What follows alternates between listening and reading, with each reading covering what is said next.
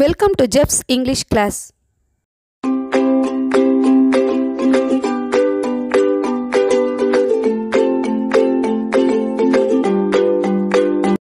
I am glad to meet you all in this video. Let's see 12th standard English unit 5, the lesson share about the author Raja Narayanan, popularly known by Tamil initials as Kira, is a Tamil folklorist and a prolific author. The novels Gopala Gramam and its sequel Gopalapurathu Makkal are among his most acclaimed. He won the Sakitya Academy Award for the latter in 1991. அதாவது இவர் ராஜநாராயணன் அப்படின்ற தன்னுடைய பேரை தமிழில் கீரா அப்படின்றது ரொம்ப famous ஆனது. நாட்டுப்புற கதைகள் எழுதுறதுல இவர் மிக பிரசித்தி வாய்ந்தவர். கோபால கிராமம் அப்புறம் கோபாலபுரத்து மக்கள் இதெல்லாம் ரொம்ப அவர் எழுதுனதிலே ரொம்ப புகழ் வாய்ந்தது. இவருக்கு சாகித்ய அகாடமி அவார்டு 1991 கிடைச்சது. அதில் as a folklorist, Kira spent decades collecting folk tales from the கரிசல் காடு and publishing them in popular magazines.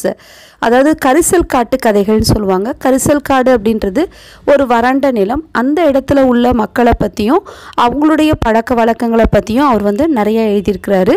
இதில் நிறைய அவர் வருஷங்களை செலவழித்து அந்த கரிசல் காட்டு கதைகளை எழுதியிருக்கிறாரு. அதை பாப்புலர் மேகசின்ஸில் பப்ளிஷ் பண்ணியிருக்காரு. In 2007, the Tanjavur based publishing house Annam compiled these folk tales into a 944 page book, The நாட்டுப்புற கதை களஞ்சியம் கலெக்ஷன் ஆஃப் கண்ட்ரி டேல்ஸ். அதாவது தமிழில் நாட்டுப்புற கதை களஞ்சியம் சொல்லுவாங்க. இது தஞ்சாவூரை சார்ந்த ஒரு பப்ளிஷிங் ஹவுஸ் அன்னம் அப்படின்ற பப்ளிஷிங் ஹவுஸ் 944 பேஜ் உள்ள ஒரு புக்கு இந்த வெறும் இந்த நாட்டுப்புற கதைகளை பற்றின அதை மட்டும் ஒரு கதை களஞ்சியமாக அவங்க போட்டிருக்கிறாங்க. As of 2009, he has published around 30 books. 2009 வரைக்கும் அவர் கிட்டத்தட்ட 30 புக்கை அவர் பப்ளிஷ் பண்ணியிருக்காரு. A selection of these were translated into English by Preetham K. Chakravarti and published in 2009 as Where Are You Going, You Monkeys? Folk Tales from Tamil Nadu. அதாவது இவருடைய Pritam K சக்கரவர்த்தி அப்படின்றவங்க இவருடைய எல்லா புக்ஸையும் தமிழில் எழுதின எல்லா புக்ஸையும் அவங்க டிரான்ஸ்லேட் பண்ணியிருக்காங்க இங்கிலீஷில். அதில் ஒரு இது என்னென்னா Where Are You Going, You Monkeys? Monkeys குரங்குகளை நீங்கள் எங்கே போகிறீங்க அப்படின்றது இது ஃபோக் டேல்ஸ் ஃப்ரம் தமிழ்நாடு. இவர் தமிழ் ரைட்டராக இருக்கிறதுனால இன்றைக்கி இந்த சேர் பார்த்தீங்கன்னு சொன்னாக்க அதில் உள்ள இங்கிலீஷ் வேர்ட்ஸ் உங்களுக்கு ஃபெமிலியராக இருக்காது. ஆனால் அது கூட தமிழ் மீனிங் சொன்னால் இதுதானா அப்படின்னு சொல்லி கேட்குற அளவுக்கு இருக்கும். இதில் இவர் தமிழ் எழுத்தாளர் அப்படின்றதுனால நம்ம இதில் ரொம்ப பெருமைப்பட்டுக்கலாம். இவர் மிக புகழ் வாய்ந்த இந்த சேர் எல்லாத்தாலையும் ரொம்ப விரும்பி படிக்கப்படக்கூடியது. இது சேரா அப்படின்ற இதில் என்ன கதை எழுத முடியும் அப்படின்னு நீங்கள் நினைக்கலாம். இப்போ இதில் இந்த லெசனை பார்க்கும் பொழுது உங்களுக்கு அதோடைய என்ன அந்த சேரை பற்றி என்ன அப்படின்றது உங்களுக்கு அது புரியும். Let's see the lesson. இந்த சேர் லெசன் பொறுத்தவரை இது ரொம்ப லென்த்தி லெசன். இது நான் உங்களுக்கு பாடம் நடத்தும் போது என்னால் அந்த பிக்சர்ஸ் அதில் போஸ்ட் பண்ண முடியல. அதனால் இங்கே பிக்சர்ஸ் அட்வான்ஸாக கொடுத்துருக்கேன். 3-legged ஸ்டூல் அப்படின்னு சொன்னாக்க முக்காலி அப்படின்னு சொல்கிறது. இதுதான் அந்த சேர் உருவாகிறதுக்கு மூல காரணமாக இருந்தது இந்த முக்காலி தான். அதனால தான் இதை ஃபஸ்ட்டு கொடுத்துருக்கேன். டர்ன் கர்ட் பை பாட்டி. அதாவது தயிர் கடையிறாங்க, மத்து வச்சு கடையிறதுன்னு சொல்லுவாங்க. கர்டு மோர் கடையிறதுன்னு சொல்லுவாங்க, தயிர் சொல்லுவாங்க. அடுத்தது பார்த்திங்கன்னு சொன்னால் ரோப் நெட் அப்படின்னு சொன்னால் உரி நிறைய பேர்த்துக்கு தெரியறதுக்கு இப்போ வாய்ப்புகள் இல்லை. எல்லோரும் ஃப்ரிட்ஜில் வைக்கிறோம் அல்லது ப்ரிசர்வ் பண்ணுறதுக்கு நிறைய இது நம்மளுக்கு எக்யூப்மெண்ட்ஸு வெசல்ஸ் எல்லாமே இப்போ இருக்குது உங்களுக்கு. அப்போ என்ன பண்ணுவாங்கனாக்கா ஒரு கயிறு மாதிரி கட்டி மேலே அப்படியே அடுக்கிட்டே போவாங்க. இந்த கண்ணன் அல்லது கிருஷ்ணன் சொல்லுவீங்க இல்லையா, அவர் அந்த உரியில் அந்த வெண்ணெய் திருடி சாப்பிட்றது அந்த நிகழ்ச்சி நிறைய பேர்த்துக்கு தெரிஞ்சிருக்கும். அப்போ நீங்கள் அதை பார்த்தீங்கன்னா அந்த உரின்ற இது உங்களுக்கு அந்த வார்த்தை விளங்கும். நம்ம இந்த மூணும் இந்த லெசனில் வருது, அதனால் இது அட்வான்ஸாக கொடுத்துருக்கேன். இப்போ உங்களுக்கு பட்டர் மில்க் அதில் காமிச்சிருக்கேன் நான். அதில் பார்த்தீங்கன்னா நீர்மோர்னு சொல்லுவாங்க, ரொம்ப அது டேஸ்டியாக இருக்கும். அடுத்தது நீம் ட்ரீ. அந்த சேர் வந்து எதில் செய்யலாம் அப்படின்னு சொல்லும் போது ஃபஸ்ட்டு வேப்ப மரத்தை வந்து சஜஸ்ட் பண்ணுவாங்க. நீம் ட்ரீ வந்து இந்த பிக்சரில் தெரியும் உங்களுக்கு. அடுத்தது பூவரசு ட்ரீ. அந்த பூவரசு ட்ரீ தான் வந்து உங்களுக்கு நல்லாயிருக்கும் அப்படின்னு சொல்லிட்டு அவங்க அத்தை சஜஸ்ட் பண்ணுவாங்க. ஸோ அந்த பூவரச மரம் அதை வந்து அந்த பூக்களோடு இருக்க அதை வந்து உங்களுக்கு இந்த பிக்சரில் காமிச்சிருக்கேன். அடுத்து கேட்டில் பாஸ்ச்சர் அப்படின்னு சொன்னாக்க நம்ம வந்து ஏதோ வந்து காடுகளில் வந்து பசுக்களை மேய விடுறது, அது அப்படி கிடையாது. இந்த பசுக்களுக்காகவே அந்த நிலம் வந்து இருக்கும். அந்த இதில் வந்து அந்த புல்லெல்லாம் முளைச்சிருக்கும். அதில் வந்து இந்த பசுக்கள் மேயும். அதான் வந்து கேட்டில் பாஸ்ச்சர். அடுத்தது பெட்டல் லீவ்ஸ், அது வந்து இந்த வெற்றிலை சொல்லுவோம் இல்லையா, அதான் பெட்டில் லீவ்ஸ். அடுத்தது பெட்டில் பாக்ஸ் அப்படின்றது வந்து அந்த வெற்றிலையை வந்து உள்ளே வச்சுருப்பாங்க. அதில் சுண்ணாம்பு, பாக்கு இதெல்லாம் உங்களுக்கு இருக்கும். அதை வந்து தமிழில் வந்து வெற்றிலை செல்லம் அப்படின்னு கூட சொல்லுவாங்க. அது வெற்றிலையோட பாக்கு போடுவாங்க இல்லையா, அதுதான் வந்து இந்த அரேகானேட் அப்படின்றது. அந்த பாக்கு மரத்தை நீங்கள் இந்த பிக்சரில் பார்க்கலாம். எ ஹவுஸ் வித்தவுட் அ சேர். இந்த லெசன் ஆரம்பிக்கிறதே அப்படி தான் ஆரம்பிக்குது. சேர் இல்லாமல் ஒரு வீடா? Suddenly everyone in our house began to feel this way. That was it. It was put on the family agenda and discussions began. ஆஹா அப்படின்னு சொல்லிட்டு அது ஒரு ஜாயிண்ட் ஃபேமிலி. அது எல்லோரும் வந்து தாத்தா பாட்டி இந்த மாதிரி அத்தை மாமா அப்பா அம்மா பிள்ளைங்க இதெல்லாம் இருக்கிறது தான் ஜாயிண்ட் ஃபேமிலி. இது வந்து குடும்பத்தில் பட்ஜெட்டில் வந்து தீர்மானிக்கிற மாதிரி இது நாற்காலி அப்படின்றது வந்து இது வந்து அரங்கேற ஆரம்பிச்சுது. The day before, a family friend had paid a visit. He was a sub-judge. Couldn't he have come like one of us in a vesti and shirt? No, he arrived in suit, boot and all. எங்களை மாதிரி ஒரு வேஷ்டி சட்டையில் இருந்திருந்தால் பரவாயில்ல. அவர் வந்து ஒரு suit பூட்டில் வந்தார். அவர் எங்கள் வீட்டுக்கு வந்தவர் ஒரு சப்ஜட்ஜ். என்னாச்சு அப்படின்னா, there was only a 3-leg stool in our house. எங்கள் வீட்டில் ஒரு முக்காலி மட்டும்தான் இருக்குது. It measured a mere 3/4 foot. To churn curd, Party, our grandmother, would sit only on it. She was quite heavy. Our grandfather had asked the carpenter to make it somewhat broader. அதாவது இவங்க பாட்டி வந்து கொஞ்சம் heavy அப்படின்னா குண்டாக இருக்காங்க. அவங்க பாட்டி தயிர் கடையிறதுக்காக சேர்ன் கர்ட் இதெல்லாம் உங்களுக்கு முன்னாடியே காமிச்சிருக்கேன் நான். அதுக்காக அவங்க வந்து ஒரு முக்காலி செஞ்சுருக்காங்க. அவங்க உருவம் கொஞ்சம் பெருசுன்றதுனால கார்பெண்டரை கூப்பிட்டு தாத்தா வந்து அதை கொஞ்சம் ப்ராடாக செஞ்சு வச்சுருந்தார். The subject two was a little portly அப்படின்றது ஜென்ஸ் வந்து கொஞ்சம் தொந்தியும் தொப்பையுமா இருக்காங்க அப்படின்னா இந்த வேர்டு யூஸ் பண்ணலாம். Since we didn't possess any other furniture we brought that for him, placing one hand on its edge. He made to sit down. அதாவது எங்கள் வீட்டில் வேறு எந்த ஃபர்னிச்சர் இல்லாதனால இந்த முக்காலியை கொண்டு வந்தோம். அந்த முக்காலியில் உட்காரும் போது அவர் வந்து அது சரியான வகையில் உட்காரல. ஒரு கையை அந்த முக்காலியில் ஊனிட்டு உட்கார போயிட்டார்.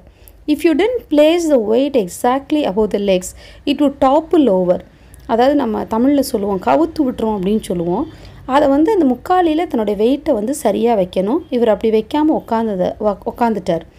Ever so many times we had fallen down when we stood on it carelessly to steal ghee from the rope net. Rope net உங்களுக்கு முன்னாடியே பிக்சரில் காமிச்சிருக்கேன். நிறைய நாள் எங்கள் அம்மா நெய் வந்து உரியில் வச்சுருப்பாங்க. அதை எடுக்கிறதுக்காக திருட்டுத்தனமாக எடுக்கிறதுக்காக அதில் கேர்லெஸ்ஸாக ஏறி எத்தனையோ தூரம் நாங்கள் விழுந்திருக்கோம். Poor thing, just as we were about to caution the subject, he fell down with a thud and rolled over. நாங்கள் எச்சரிக்கை பண்ணுறதுக்குள்ளே அவர் உட்காந்தோன்னா பேலன்ஸ் இல்லாமல் அப்படியே உருள ஆரம்பிச்சிட்டாங்க. So my brother and my little sister couldn't contain our giggles, so we ran to the back garden just as we thought our chuckles had subsided.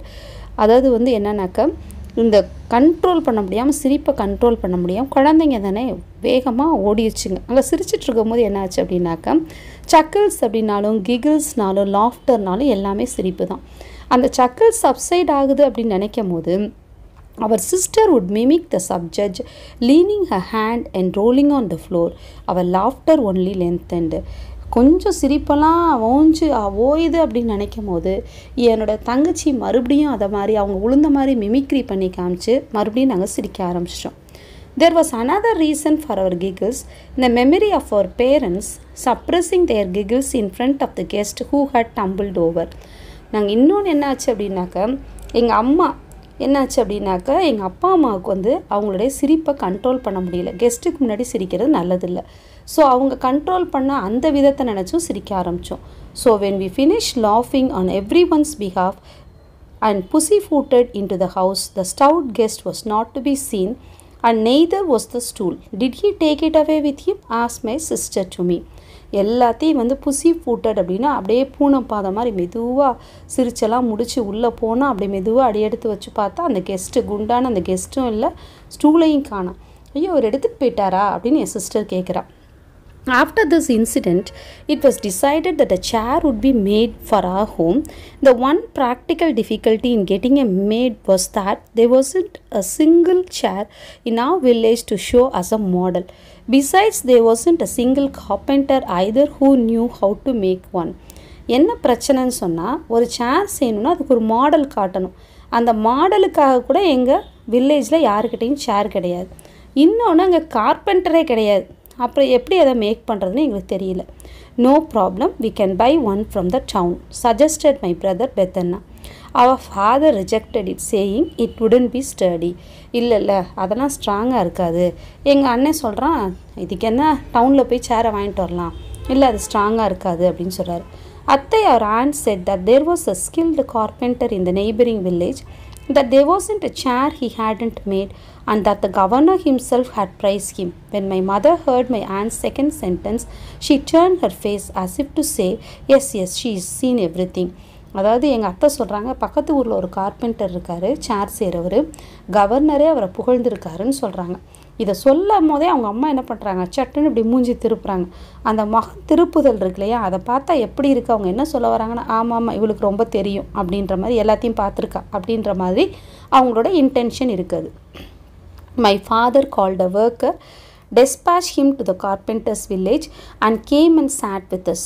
உடனே அவங்க அப்பா வந்து carpenter பக்கத்தில் உள்ள கார்பெண்டருக்கு சொல்லி அனுப்பிச்சிட்டாரு. அவர் வந்தார். Now there was discussion on the kind of wood to be used for the chair.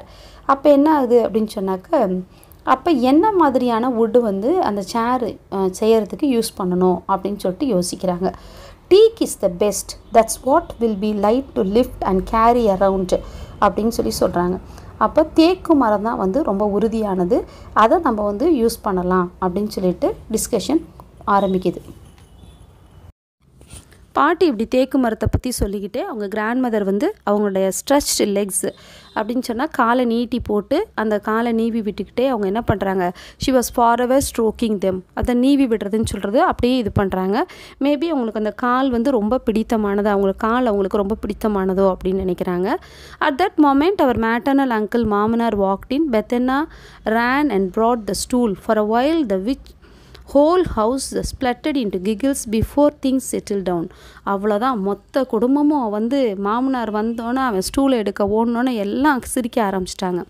மாமனார் himself had chosen a spot to sit whenever he visited her house. எப்பெல்லாம் மாமா வீட்டுக்கு வர்றாங்களோ அவர் ஒரு பிளேஸ் இருக்குது, அந்த பிளேஸை விட்டு நகர மாட்டார், அந்த பிளேஸில் மட்டும்தான் உட்காருவார். chop off his head and he would still sit there and nowhere else. தலையே போனாலும் சரி அந்த இடத்த விட்டு வேறு இடத்துக்கு போக மாட்டார். He would lean against the pillar adjoining the wall to the south of the store room. எங்களுடைய ஸ்டோர் ரூமுக்கு தெற்கு பகுதியில் அந்த பில்லரில் வந்து என்ன பண்ணுறாரு, அட்ஜாயினிங் வாலில் அப்படி சாஞ்சிட்டு உட்காருவார். The first thing he would do as soon as he sat down was to loosen his tuft, give it a good shake, scratch his head and tie it back tightly.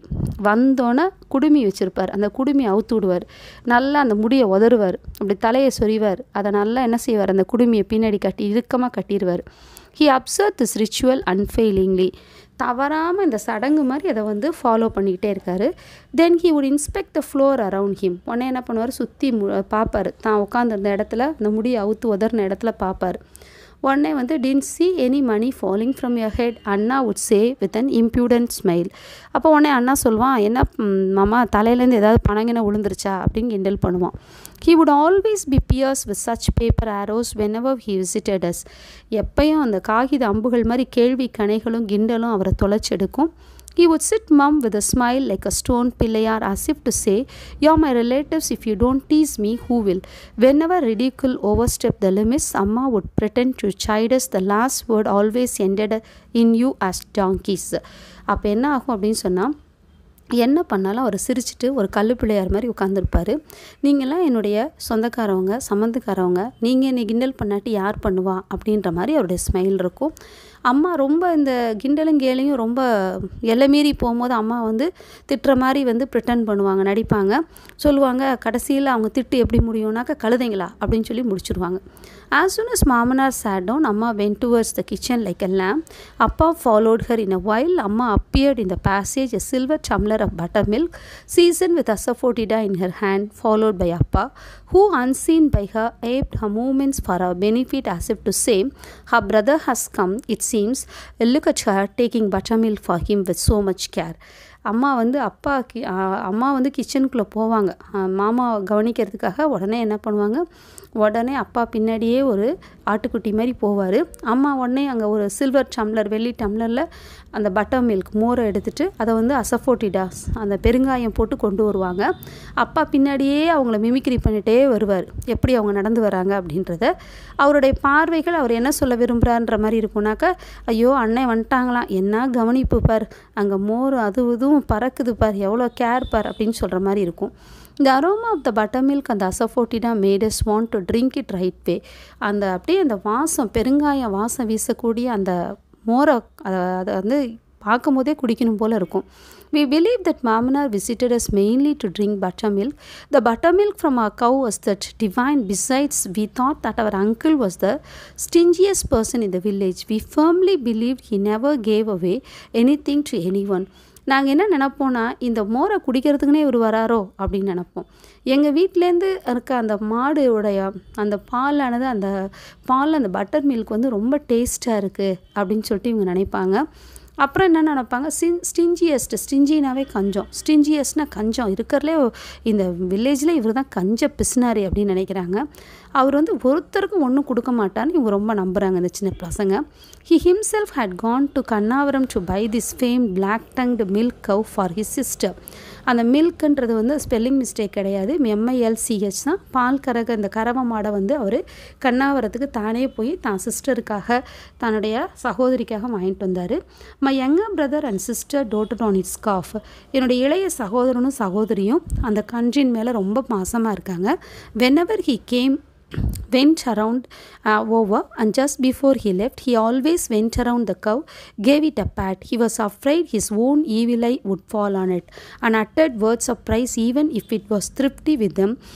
My little siblings always had this big fear that once the milk dried up, the cow would be taken away to his house along with the calf.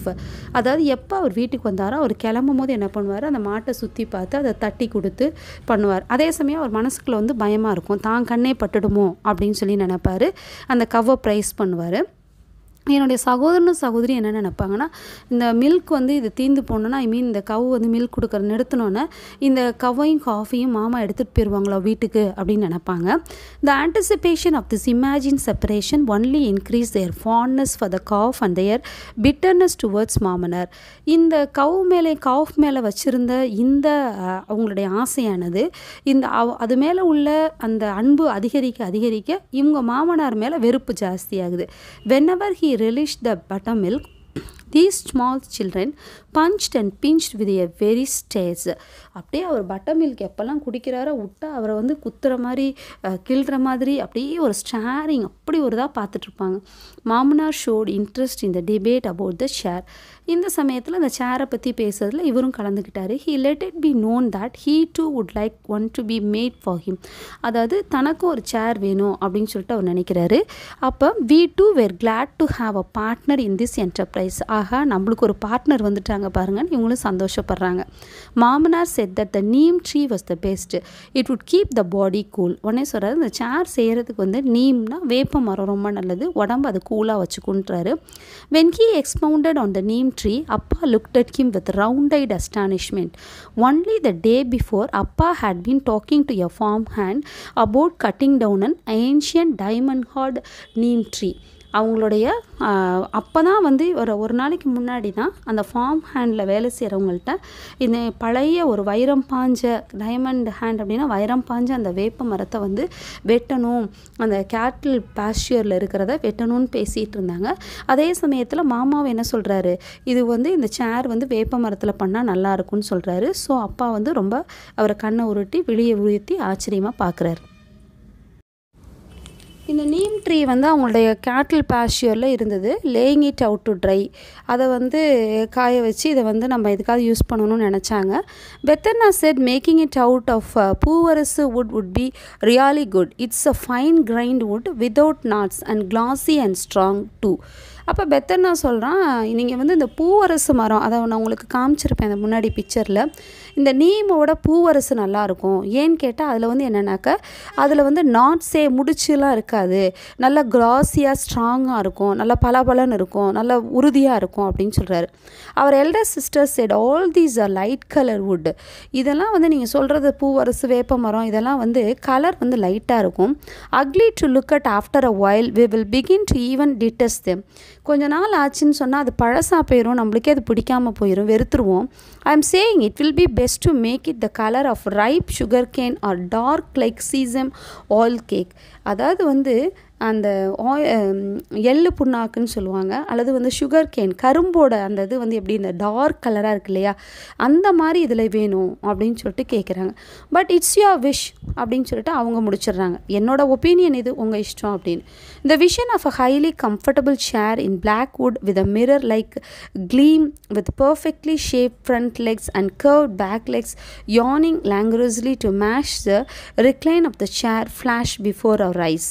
அப்படியே வந்து இவங்களுக்கு அப்படியே imagination வருது, ஆகா இந்த சேர் எப்படி இருக்கும் அப்படின்னு சொல்லிட்டு ரொம்ப வந்து யோசிக்க ஆரம்பிச்சிட்டாங்க. அதை அப்படியே லெத்தாஜிக்காக வந்து எப்படி இருக்கும் அந்த சேரில் அப்படி உட்காந்துட்டு கம்ஃபர்டபுளாக எப்படி இருக்கும் அப்படின்னு சொல்கிறத யோசிக்க ஆரம்பித்தாங்க. Every one felt that she was right. எல்லோரும் நினைக்கிறாங்க அவங்க சொன்னது correct. So it was arrange for 2 chairs to be made immediately, one for us and the other for மாமனார். உடனே ஓகே நம்ம 2 சேர் செய்யலாம், ஒன்று மாமாவுக்கு ஒன்று எங்களுக்கு அப்படின்னு நினைக்கிறாங்க. When the 2 chairs arrived, we didn't know which one to keep and which to send to Mamanar. If you looked at one, you didn't need to see the other. They were like Rama Lakshmana. 2 சேர் கடைசியாக இவங்க ஆசைப்பட்டபடி வந்துருச்சு. எதை மாமனாருக்கு அனுப்புறதுன்னு தெரில. ஆனால் எந்த ஒரு சேரை பார்த்தா இன்னொரு சேரை பார்க்க வேணாம், 2 ஒத்த போல் இருக்குது, ராமலக்ஷ்மணன் மாதிரி இருக்குது அப்படின்றாங்க. We kept one and sent the other to மாமனார். சரி என்ன பண்ணுறது, ஒன்றை வச்சுக்கிட்டு அடுத்ததை மாமனாருக்கு அனுப்பினோம். We had a doubt, had we sent the better one to him? இன்னும் எங்கள் மனசுக்குள்ளே ஒரு இது நெருடல், நம்ம நல்லதை மாமனாருக்கு அனுப்பிச்சிட்டோமோ, நம்ம வீட்டில் இருக்கிறது நல்லதா அவர் வீட்டில் இருக்கிறது பெட்டராக இருக்குமா அப்படின்னு யோசித்தாங்க. One by one we took turns to sit on the chair. Never felt like getting up from it, but had it because others too had to be given a chance. யாருக்குமே வந்து ஒருத்தராக டேர்ன் மாற்றி அந்த சேரில் உட்காடுறாங்க, எந்திரிக்கவே மனசு வரல, ஆனால் இன்னொருத்தவங்களுக்கு சான்ஸ் வேணும் இல்லையா உட்கார்றதுக்கு, அதனால் வந்து இடம் கொடுக்குறாங்க. Vedana sat and exclaimed appreciatively, haha, he ran his hands over the arms of the chair. அப்படியே அந்த சேரோட இதில் ஆர்ம்ஸில் கையை வச்சுட்டு ரொம்ப சிரிச்சுக்கிட்டு, he sat cross-legged on it. அதாவது கால் மேலே கால் போட்டு உட்காந்துட்டு, அத்தை said we have to stitch a cover for it. அப்போ வந்து அத்தை சொல்கிறாங்க, இது அழுக்காயிரும், இதுக்கு ஒரு கவர் தைக்கணும், otherwise it will get soiled, இது வந்து வீணாக போயிடும் அப்படின்றாங்க. My little sister and brother fought over it frequently. அடிக்கடி என்னுடைய பிரதரும் சிஸ்டரும் சண்டை போட்டுக்கிறாங்க, இந்த சேரில் நான் தான் உட்காருவேன், நீ தான் உட்காருவேன். She would shout at him, you have been sitting on it for so long, get up, I want to sit now. நீ இவ்வளோ நேரம் உட்காந்துட்டு அடுத்து நான் உட்காரணும், எழுந்துரு அப்படின்றாங்க. ஐயோ, I have just sat down, look at her amma, he would say, his face puckering as if about to cry. இந்த இடத்துல பக்கரிங்னா ரிங்கிள்டுன்னு அர்த்தம் கிடையாது, அதாவது கோவத்திலையோ இல்லை வந்து சோகத்திலையோ வந்து மூஞ்சி சுருங்கிடும் இல்லையா, அவனுக்கு மூஞ்சி சுருங்கிடுது. The news of the arrival of our chair spread like fire around the village. ஒரு நெருப்பு மாதிரி தீ மாதிரி இந்த விஷயம் ஊருக்கே பரவுது, இவங்க வீட்டில் சேர் இருக்குன்னு. People, children and adults arrived in hordes to see the chair. மக்கள் வந்து அப்படியே எல்லாம் குழந்தைங்க பெரியவங்க எல்லாம் வந்து வேகமாக அந்த சேரை பார்க்குறாங்க. a few even stroked it. சிலவங்க அப்படியே அதை தடவி பார்க்குறாங்க. and old man lifted the chair. ஒரு வயசானவர் அந்த சேரை தூக்கி பார்க்குறாரு. quite heavy, நல்ல கனமாக இருக்குது. he had made it sturdy, நல்லா ஸ்ட்ராங்காக செஞ்சுருக்காங்க அப்படின்னு he commended the carpenter. கார்பெண்டரை புகழ்ந்து சொல்கிறார். a few days passed. கொஞ்ச நாள் நாள் ஆகுது. One night someone knocked on the door. Bethanna, who was sleeping in the inner pale, opened the door. They said that an important person had just died in the village, that they needed the chair. என்ன பண்ணுறாங்க, ஒரு நடுராத்திரி திடீர்னு வந்து வீட்டில் கதவை தட்டுறாங்க. அந்த உள் முற்றத்தில் வந்து அவர் தூங்கிட்டு இருக்கார் பெத்தன்னா. அப்போ சரின்னு கதவை திறந்தா சொல்கிறாங்க, இந்த ஊரில் ரொம்ப ஒரு முக்கியமான பிரமுகர் இறந்துட்டார், அவரை வைக்கிறதுக்கு உங்கள் சேர் வேணும்னு கேட்குறாங்க. சின்ஸ் த டிசீஸ்ட்னா இறந்தவங்க அப்படின்னு அர்த்தம், was also known to us, எங்களுக்கும் அவரை தெரியும். we too attended the funeral, அதனால் நாங்களும் அந்த இறுதி ஊர்வலத்தில் நாங்கள் கலந்துக்கிட்டோம். It was on our chair that they had propped up the eminent person, எங்கள் சேரில் அந்த இறந்தவரை உட்கார வச்சுருக்காங்க. Till now in our village they always seated the corpse only on the floor. இது வரைக்கும் எங்கள் வில்லேஜில் அந்த காப்ஸ் இறந்த பிணத்தை வந்து நம்ம வந்து இதில் தான் வச்சுருப்பாங்க, தரையில் வச்சுருப்பாங்க. A grinding stone was laid on the floor. grinding stoneனா மாவு அரைக்கிற கல். அந்த நம்ம வந்து இப்போ கிரைண்டர் இருக்கு இல்லையா, அந்த மாதிரி அந்த காலத்தில் மாவு அரைக்கிறதுக்கு அந்த கல் இருக்கும். அந்த கல்லில் என்ன பண்ணுவாங்க அப்படின்னு சொன்னால், was laid on the floor and propped up to keep the corpse from rolling away. அதாவது அந்த பணம் வந்து நகர்ந்துற மாதிரி, அதை வந்து சரிஞ்சிராத மாதிரி. a gunny sack stuffed with millet straw would be rested against it. இந்த வரகு அந்த இதை வச்சு என்ன பண்ணுவாங்க, அந்த புல்லெல்லாம் இருக்கு இல்லையா, அதெல்லாம் உள்ளே போட்டு, கன்னி பேக்னா சாக்கு பைக்குள்ளே வச்சு என்ன பண்ணுவாங்க, அதை திணிச்சு அது ஒரு தலையணை மாதிரி. அதாவது வந்து எப்படி தலையணைனா, ஒரு உருண்டு தலையணை வந்து ஃப்ளாட்டாக இல்லாமல் அப்படியே உருளையாக இருக்கும். அந்த சோஃபாலெல்லாம் திண்டு மாதிரி போட்டிருப்பாங்க பார்த்தீங்களா, அந்த மாதிரி என்ன பண்ணுவாங்க, அந்த தலையணை உருட்டையாக வச்சு என்ன பண்ணுவாங்க, அந்த பிணமானது அது வந்து நகர்ந்து போயிடாமல் இருக்கிறதுக்கு அந்த மாதிரி தான் வச்சுருப்பாங்க. இது வரைக்கும் எங்கள் கிராமத்தில் இதுதான் பழக்கம் அப்படின்னு சொல்லிட்டு இந்த ஆத்தர் இந்த இதில் முடிக்கிறாரு. நம்ம வந்து இப்போ பார்ட் 1 பார்த்துருக்கோம். We will see the part 2 in the next video. If you do not subscribe, please subscribe and then comment. Thank you for watching.